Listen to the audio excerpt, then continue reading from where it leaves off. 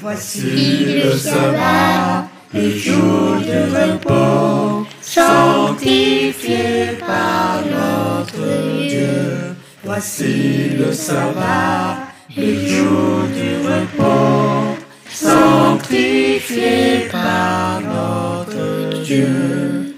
Amen. Amen. Amen. Amen. Amen. Amen. Amen. Amen. Amen. Amen. Amen. Amen. Amen. Amen. Voici le sabbat, le jour de repos, sanctifié par notre Dieu. Voici le sabbat, le jour du repos, sanctifié par notre Dieu.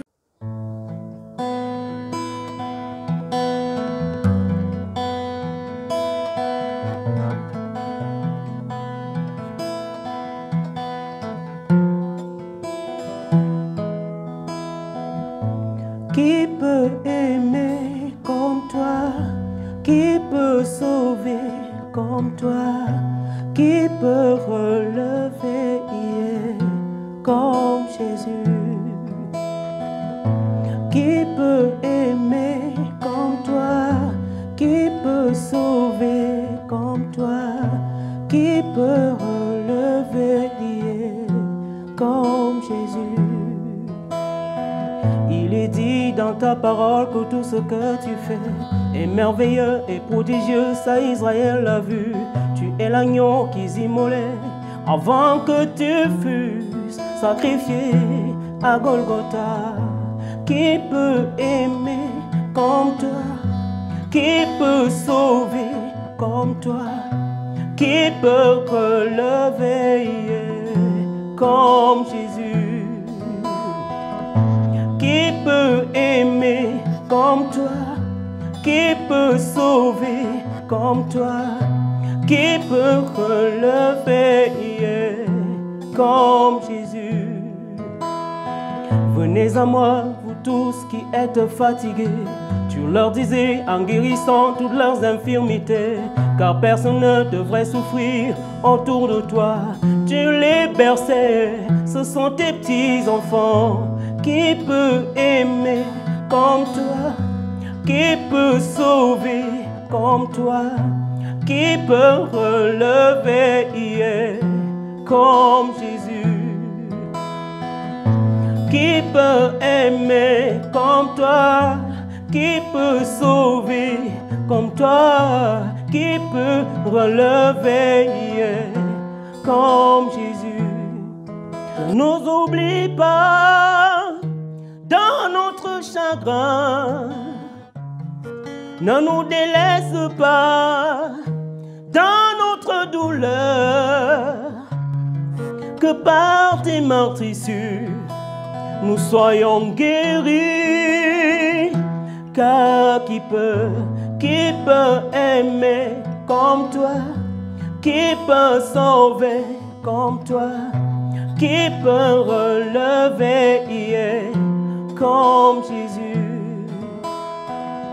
Qui peut aimer comme toi? Qui peut sauver comme toi? Qui peut relever comme Jésus?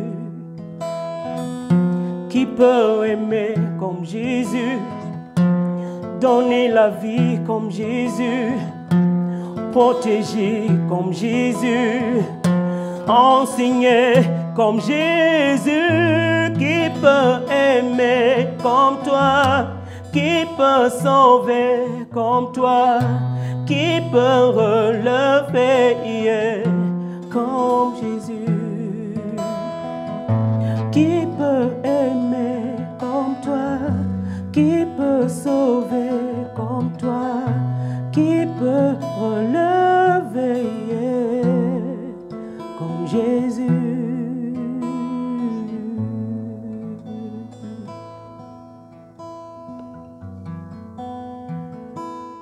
Comme Jésus.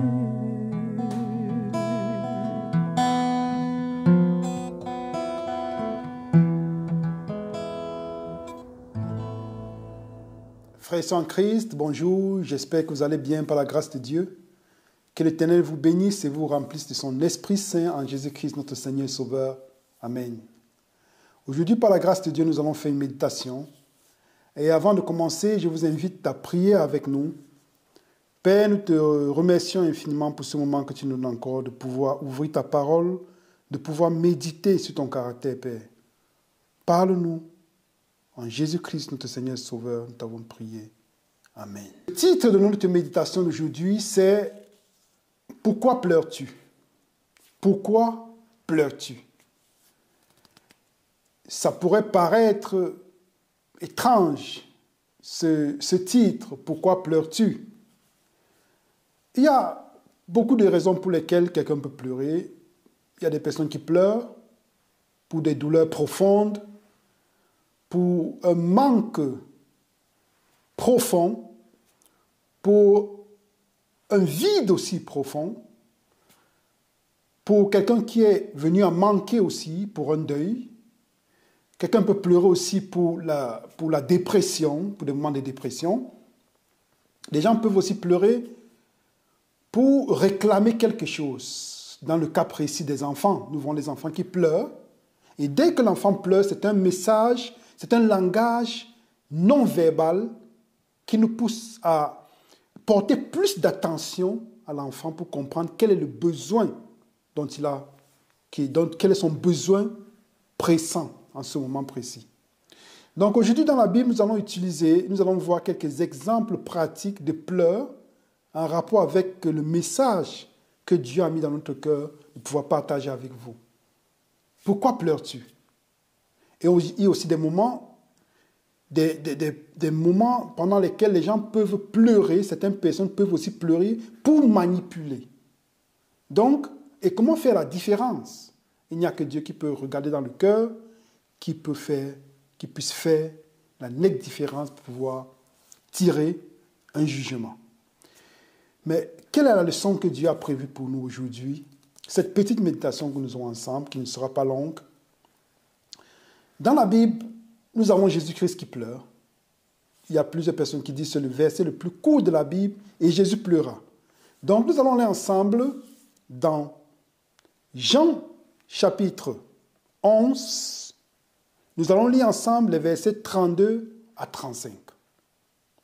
Marie, donc, quand elle fut venue là où était Jésus et qu'elle l'eut vu, se jeta à ses pieds, lui disant « Seigneur, si tu eusses été ici, mon frère ne serait pas mort. » Jésus donc, quand il la vit pleurer, et les Juifs qui étaient venus avec elle pleurer, frémit en son esprit et se troubla, et dit « Où l'avez-vous mis ?» Ils lui disent « Seigneur, viens et vois. » Verset 35, Jésus pleura. Donc nous voyons bien qu'ici, Jésus pleure. Pourquoi est-ce que Jésus pleure ici ? Il pleure certainement parce qu'il y a un ami qui est venu à manquer. Comme nous avons dit dans notre introduction, il y a des personnes qui peuvent pleurer pour des moments de tristesse, pour des moments aussi de joie. Il y a des gens qui pleurent aussi de joie. Et dans ce cas précis, Jésus pleure parce qu'il y a un ami qui s'appelle Lazare qui est venu à manquer. Et c'est naturel parce que Jésus-Christ est dans sa nature humaine. Jésus-Christ est dans sa nature humaine, donc il a aussi des émotions, il a aussi des sentiments profonds, d'affection aussi, plus particulièrement pour Marthe et Marie et pour son ami qui était Lazare. Nous allons voir un autre épisode dans la Bible où quelqu'un pleure. Et avec l'esprit de prophétie et la petite étude microscopique que nous allons faire, nous allons pouvoir identifier, ou bien, pour dire en d'autres termes, nous allons chercher de disséquer le type de pleurs qu'émet cette personne. Pour ceci, nous allons aller ensemble dans Matthieu chapitre 26, versets 39 à 35. Lisons. Pierre, prenant la parole, lui dit « Quand tu serais pour tous une occasion de chute, tu ne le seras jamais pour moi. Jésus lui dit, je te le dis en vérité, cette nuit même, avant que le coq chante, tu me renieras 3 fois. Verset 35, Pierre lui répondit, quand il me faudrait mourir avec toi, je ne te renierai pas. Et tous les disciples dirent la même chose. Donc nous nous rappelons bien de cet épisode pendant lequel Pierre va dire qu'il ne pourra jamais renier Jésus-Christ. Et nous rappelons-nous bien que Jésus-Christ a dit dans sa parole, avant que le coq chante, tu me régneras 3 fois. Le titre de notre méditation, c'est « Pourquoi pleures-tu » ? Pour quel motif pleures-tu ?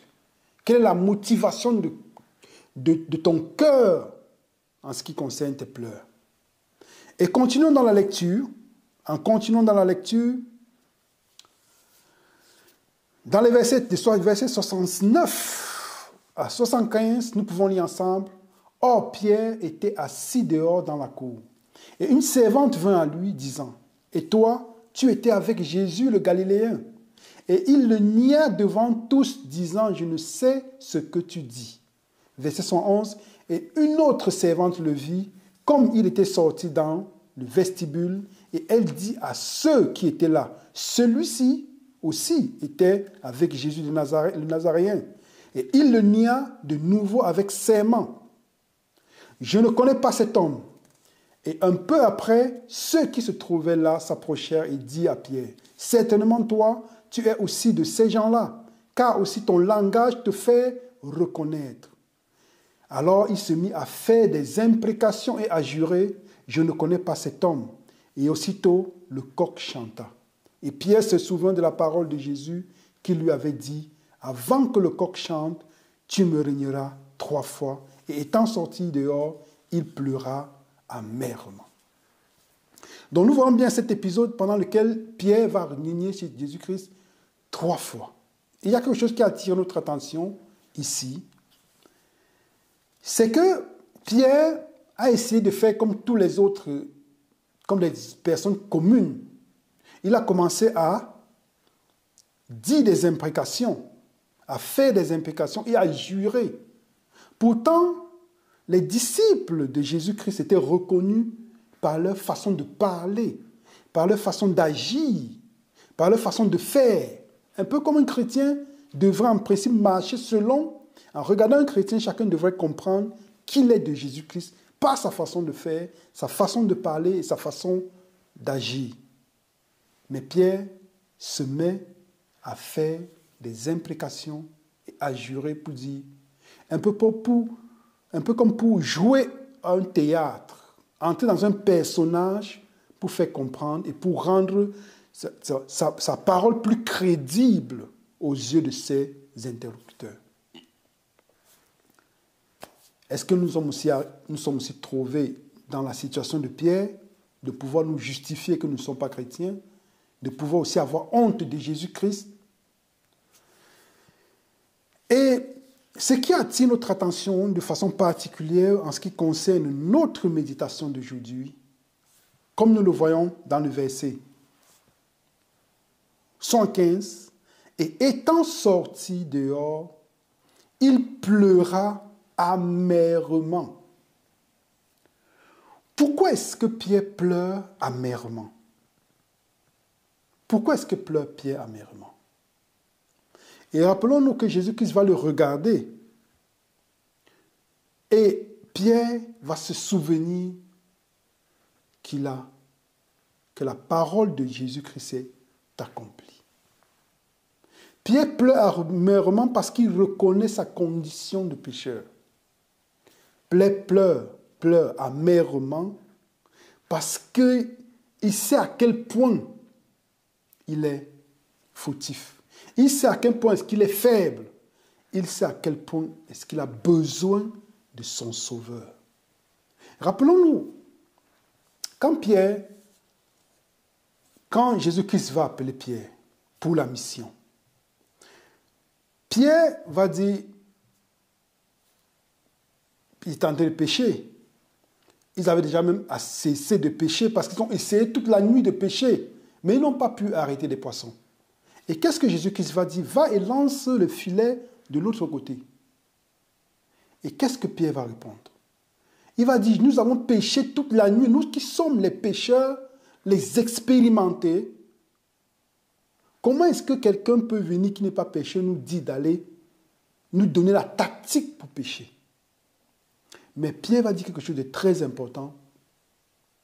C'est à cause de ta parole, à cause de la parole que tu m'as dit que je vais jeter le filet. Et quand Pierre va le faire, ils vont voir brocoter beaucoup de poissons. Et comment est-ce que Pierre va se comporter après? Il va demander à Jésus-Christ de s'éloigner de lui parce qu'il est un homme impur. Pierre reconnaît sa pauvreté spirituelle.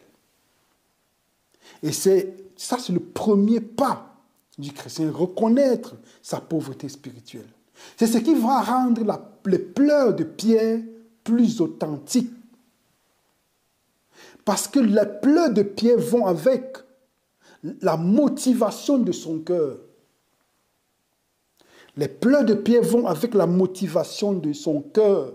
Le titre de notre méditation, c'est « Pourquoi pleures-tu » Quelle est la motivation de ton cœur pour ce qui concerne tes pleurs?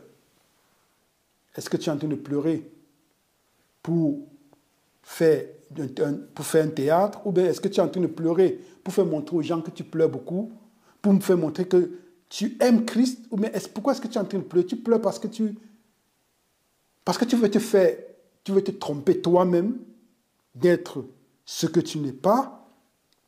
Pourquoi est-ce que nous pleurons? Pour manipuler? Nous allons arriver dans un autre exemple. Mais Dieu regarde à nos cœurs pour savoir si nous sommes dans le vrai ou le faux. Pourquoi pleures-tu? Pourquoi Pierre a-t-il pleuré? Nous avons une réponse dans l'esprit de prophétie. Nous allons aller ensemble dans l'esprit de prophétie. Dans l'esprit de prophétie, dans Premiers Écrits, page 169, paragraphe 2, nous pouvons lire ensemble. Après la trahison, Pierre suivit son Seigneur. Il se demandait anxieusement ce qu'on allait faire de Jésus. Mais quand il fut accusé d'être un de ses disciples, craignant pour son propre salut, il déclara qu'il ne connaissait pas cet homme. Les disciples étaient notés pour la pureté de leur langage. Pierre, pour convaincre ses accusateurs qu'il n'était pas disciple du Christ, le renia pour la 3e fois avec des imprécations et des jurons. Jésus, qui était à la quelque distance de Pierre, jeta sur lui un regard de tristesse et de reproche. Alors, le disciple se souvint des paroles de Jésus, que Jésus lui avait dites dans la chambre haute au sujet du zèle qu'il affichait à ce moment-là. Quand tu serais pour tous une occasion de chute, avait-il dit, tu ne seras jamais pour moi. Depuis, il avait renié son Seigneur en faisant des imprécations et en jurant. Mais le regard de Jésus toucha le cœur de Pierre et le sauva. Notons bien une chose, le regard de Jésus toucha le cœur de Pierre et le sauva. Pourquoi? Parce que Jésus-Christ l'a regardé pas avec un regard de condamnation, mais avec un regard d'amour. Le cœur de Pierre, mais le regard de Jésus toucha le cœur de Pierre et le sauva. Il pleura amèrement, se repentit de son grand péché et se convertit. Il put alors affermir ses frères. Donc, voyons bien que le comportement de Pierre. Pierre a pleuré amèrement. Il s'est repenti de ses péchés. Il s'est converti. Il a pleuré, il s'est repenti, il s'est converti. Il fut converti. Et puis, il put alors affermir ses frères. Donc, c'est après seulement savoir faire ce parcours de pleurs, de repentance et de conversion que Pierre a pu affermir ses frères. Rappelons-nous, quand Jésus-Christ va dire à Pierre, le diable vous a réclamé et j'ai prié pour vous. Il va le dire aussi à Pierre de façon directe, et j'ai prié pour toi. Mais quand tu seras affermis aussi tes frères. Et c'est ce que Pierre a fait. Pierre a pleuré sur son Sauveur parce qu'il a reconnu sa vraie condition de pécheur. Parce qu'il a reconnu qu'il avait besoin d'un Sauveur. Et Pierre, de cette façon, il est entré dans la gloire du Christ. Pour quelle raison pleures-tu? Pour quelle raison pleurons-nous? Nous allons voir un autre exemple pratique dans la Bible de quelqu'un aussi qui a pleuré, mais à l'opposé de Pierre, les pleurs de cette personne et la motivation du cœur n'étaient pas en harmonie avec la volonté de Dieu. Et cette personne s'appelle Judas.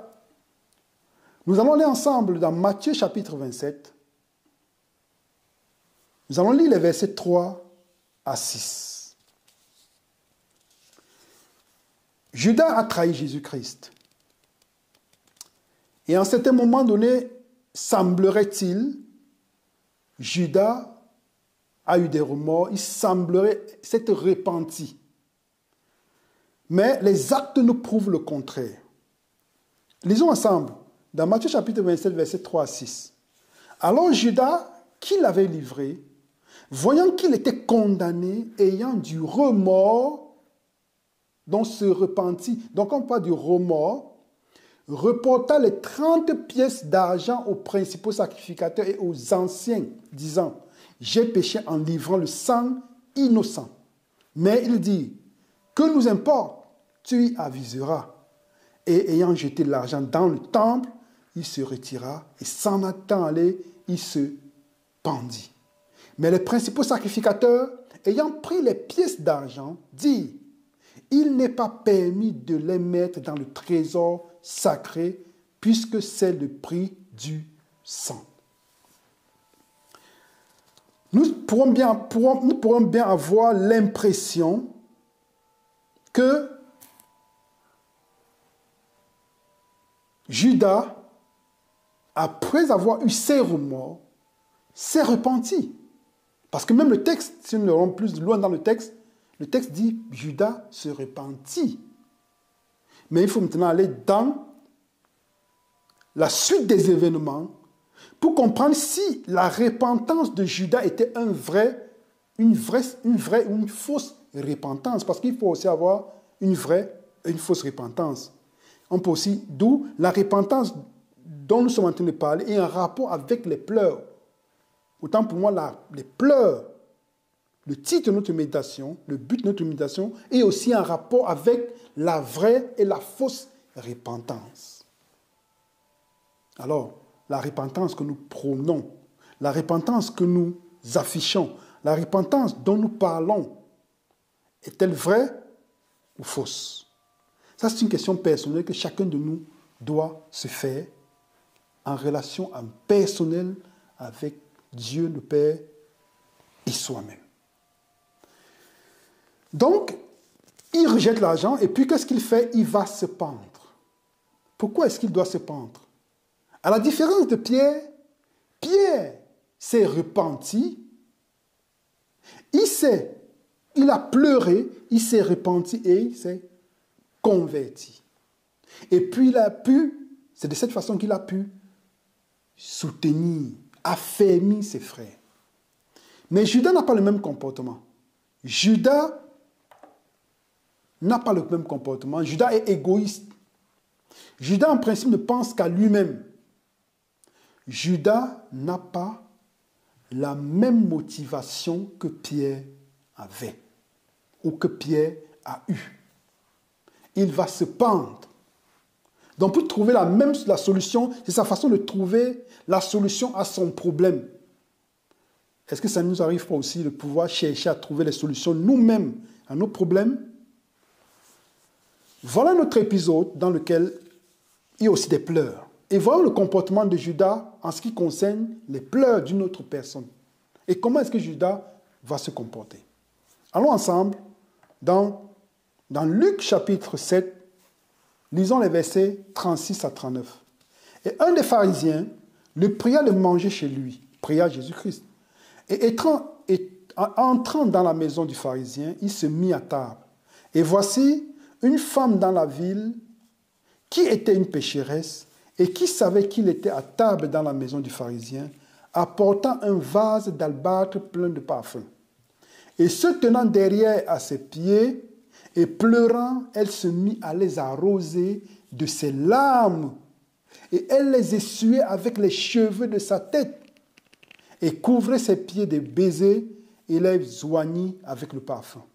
Et le pharisien qui l'avait convié, voyant cela, dit en lui-même, celui-ci, s'il était prophète, saurait qui et quelle est cette femme qui le touche, car c'est une pécheresse. Donc cette femme arrive et qu'est-ce qu'elle fait? Elle pleure, elle oint de parfum la tête et les pieds de Jésus-Christ. Et qu'est-ce qu'elle va faire encore? Et elle essuie avec les cheveux de sa tête. Mais qui était cette femme? Allons ensemble. Qui était cette femme? Allons ensemble dans Jean chapitre 2, 12, versets 1 à 6. 1 à 3, autant pour moi. Jésus donc, 6 jours avant la Pâque, vint à Béthanie, où était Lazare, le mort, que Jésus avait ressuscité d'entre les morts. On lui fit donc là un souper. Et Marthe servait, et Lazare était un de ceux qui étaient à la table avec lui. Marie donc, ayant pris une livre de parfum de nard, pur de grand prix, oignit les pieds de Jésus et lui essuya les pieds avec ses cheveux. Et la maison fut remplie de l'odeur du parfum. Donc nous voyons ici que Jean va identifier qui était cette femme qui va oindre les pieds et la tête de Jésus de ce parfum. C'était Marie, la sœur de Lazare. Et quel sera le comportement de Judas? Pourquoi est-ce qu'elle fait cela? Avant d'arriver au comportement de Judas, pourquoi est-ce qu'elle a fait cela? Luc chapitre 7, versets 47 à 48. C'est pourquoi je te le dis, ses nombreux péchés sont pardonnés, car elle a beaucoup aimé. Mais celui à qui il est peu pardonné aime peu. Et il dit à la femme, tes péchés sont pardonnés. Il dit à la femme, tes péchés sont pardonnés. La femme a agi ainsi parce qu'elle a été pardonnée, parce qu'elle a été aimée. Est-ce que Judas n'a pas été aimé? Est-ce que Pierre n'a pas été aimé? Quel a été le comportement de Pierre quand il a reconnu, quand il a croisé le regard d'amour de Jésus-Christ et non le regard de condamnation? Il s'est senti aimé. Est-ce que Judas ne s'est pas senti aimé? Est-ce que Judas n'a pas utilisé son libre arbitre pour bloquer l'amour que Jésus-Christ avait pour lui? Rappelons-nous, à la Sainte Seine, quand Jésus-Christ va faire tout, il va laver les pieds de tout le monde, il va dire, fais ce que tu as fait. Et il dit, bien, la personne à qui je vais donner ce bout de pain, c'est lui qui va me trahir. N'était-ce pas un appel à Judas de se repentir? Combien de fois est-ce que Jésus-Christ n'a pas présenté un visage d'amour à Judas? Mais Judas a fermé son cœur afin que Jésus-Christ ne puisse pas entrer dans son cœur. Mais il a ouvert son cœur afin que ce soit l'ennemi qui puisse régner dans son cœur. Du coup, sa motivation de cœur ne pouvait pas être en harmonie avec la volonté de Dieu. Raison pour laquelle il va se faire pendre. Avant d'y arriver, voyons le comportement de Judas. Quand la femme va verser du parfum. Comment se comporte Judas? Judas qui est égoïste. Jean chapitre 12, versets 4 à 6. L'un de ses disciples donc, Judas Iscariote, fils de Simon, qui allait le livrer, dit, pourquoi ce parfum n'a-t-il pas été vendu 300 deniers et donné aux pauvres? Verset 6. Or, il dit cela, non pas qu'il se souciât des pauvres, mais parce qu'il était voleur et qu'il avait la bourse et portait ce qu'on y mettait. Donc Judas ne se soucie pas vraiment des pauvres, mais c'est parce qu'il est un voleur. Il compte ce qui aurait pu entrer dans ses poches. Et ceci, déjà on a cité ceci pour voir quel était l'état d'âme et d'esprit de Judas, pour venir à la conclusion de ce que, dans ce qui concerne Judas, que dit l'esprit de prophétie des pleurs de Judas. Lisons dans l'esprit de prophétie, dans Jésus-Christ, page 723, paragraphe 2. Alors Judas se jeta aux pieds de Jésus, le reconnaissant comme fils de Dieu et le suppliant de le délivrer. Le sauveur ne fit aucun reproche au traître. Il savait cependant que Judas n'éprouvait pas une vraie repentance. Un sentiment intolérable de réprobation et la perspective du jugement avaient arraché cette confession à son âme coupable. Mais son cœur n'était pas brisé de douleur à la pensée d'avoir trahi le Fils immaculé de Dieu et renié le Saint d'Israël. Néanmoins, Jésus ne prononça aucune parole de condamnation.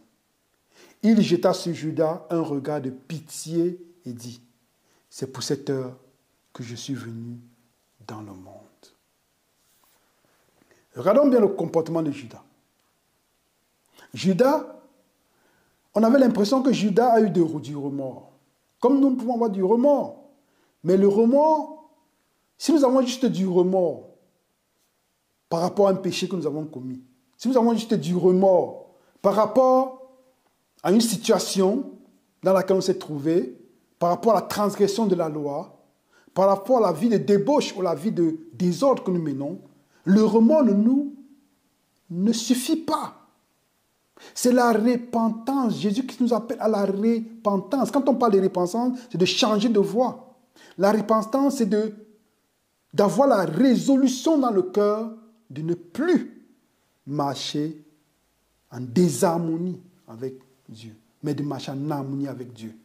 De ne plus marcher en ennemi contre Dieu.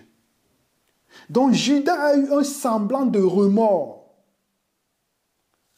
Le titre de notre méditation, c'est « Pourquoi pleures-tu » ou en d'autres termes, quel est le motif de notre repentance? Quel type de repentance est-ce que nous avons? La repentance de Pierre ou la repentance de Judas? Judas, avec l'air, faisait semblant d'être repenti, mais en principe, il n'était pas repenti. Raison pour laquelle il va chercher à trouver lui-même la solution à son problème. Relisons ce que dit l'Esprit de prophétie. Un sentiment intolérable de réprobation et la perspective du jugement avaient arraché cette confession à son âme coupable. Donc ça veut dire que Judas n'a pas été animé par l'amour pour son sauveur. Pierre, au contraire, avec l'amour pour son sauveur. Judas était égoïste. Judas n'a pas... Il cherchait le royaume des cieux pas parce qu'il aime Jésus, mais pour les intérêts. Combien de personnes cherchent le royaume des cieux par les intérêts, pour avoir de l'or et de l'argent? Parce qu'ils disent les fils de Dieu ne doivent pas être pauvres. Combien de fois avons-nous entendu ça? Jésus-Christ, il était riche sur la terre. Les disciples, ils étaient riches? Non. Pas que Dieu est contre la richesse, mais quelle est la motivation de cœur pour laquelle nous cherchons Dieu? Judas n'avait pas du remords parce qu'il aimait Jésus, mais il avait plutôt la crainte du jugement. La perspective du jugement avait arraché cette confession à son âme. Donc ça veut dire quand il voyait le jugement, quelle sera la fin du méchant? Alors, la repentance sort. Donc, le semblant de repentance sort de sa bouche. De confession, je voulais dire, sort de sa bouche. Mais ce n'est pas une vraie confession de cœur. Parce qu'il a juste peur des conséquences de son acte. Mais pas parce qu'il a trahi un être aimé. C'est bien la différence. Nous pouvons avoir du remords, de la repentance, oui. Je voulais dire, on peut avoir du remords, mais si ce remords se limite juste à un sentiment et pas à un changement de comportement, alors nous sommes comme Judas. Ça veut dire qu'il faut bien qu'on se pose la question de savoir quel est le motif pour lequel nous cherchons le règne des cieux. Est-ce que nous sommes juste dans l'émotion? Est-ce qu'il faut juste qu'on court, on crie, on saute, on fait voir tout le monde qu'on prie beaucoup, ou qu'on chante beaucoup, qu'on parle en langue? Toutes ces choses ne sont que du folklore. Toutes ces choses ne sont que du popcorn, comme on peut dire. Toutes ces choses sont du feu de paille. Ça, c'est la parole juste. Du feu de paille. Parce que Dieu regarde au cœur. Pourquoi pleures-tu? Pourquoi pleurons-nous? Notre repentance est-elle réelle? N'est-elle pas réelle? C'est la question que chacun de nous doit se poser. Que l'Éternel nous bénisse, que l'Éternel vous bénisse tous en Jésus-Christ, notre Seigneur Sauveur. Et pour conclure, je vais faire une prière. Père, nous te bénissons. Nous te rendons grâce encore infiniment pour ce moment que tu nous donnes. Donne-nous ton Esprit Saint, Père, parce que nous ne pouvons pas avoir un vrai sentiment de repentance de nous-mêmes. Parce qu'en nous-mêmes, il n'y a rien de bon. Envoie sur nous cet esprit de repentance, comme tu le dis par ton prophète Zacharie. Envoie sur nous cet esprit de repentance afin que nous puissions savoir et prendre conscience de notre vrai état, de pouvoir courir à toi et de pleurer à tes pieds comme a fait ton disciple, ton enfant, Pierre, l'apôtre. Que seul ton nom soit béni. Merci parce que tu écoutes nos prières. Merci parce que tu vas nous exercer. En Jésus-Christ, notre Seigneur Sauveur, t'avons prié. Amen. L'Esprit de prophétie dit dans son livre « Témoignage pour l'Église », volume 2, « Maintes fois, il m'a été montré que l'œuvre médico-missionnaire est au message du troisième ange ce que le bras et la main sont au corps. De même que le corps ne peut dire au bras et à la main, je n'ai point besoin de vous, le bras et la main ne peuvent dire au corps, je n'ai point besoin de toi. » Réforme et sanctification, où en sommes-nous en 2024? Salut, je suis Denis Kamla, du ministère des Ténèbres à la Lumière. Salut, je m'appelle Marc Romari Ondoa de l'Alliance Éternelle. Nous venons vous présenter la reprise des études en présentiel à partir du 27 janvier 2024 en région parisienne. Nous serons bien sûr avec le ministère Alliance Éternelle, le ministère des Ténèbres à la Lumière et également le ministère La Vérité Crue qui nous viendra de l'Italie. S'en suivra la formation du 24 au 25 février, une formation sanitaire qui sera présentée bien sûr par le docteur Otello qui est docteur en gynécologie et spécialiste en nutrition. En collaboration avec Madame Esther Juarez de l'Université de Weimar, formatrice globale du New Start. Dans cette mini-formation, nous parlerons de la nutrition, des remèdes naturels et de l'hydrothérapie. Non seulement en théorie, mais aussi en pratique. Ce qui va nous amener au mois de juin où nous ferons également encore une mini-formation pour préparer la grande formation de 10 jours qui se tiendra au mois de novembre 2024. Si vous suivez cette formation en intégralité, vous serez capable de prendre en charge des malades autour de vous pour rendre l'œuvre missionnaire médicale plus efficace. Voici les orateurs que nous aurons tout au long de cette formation. Nous vous attendons nombreux.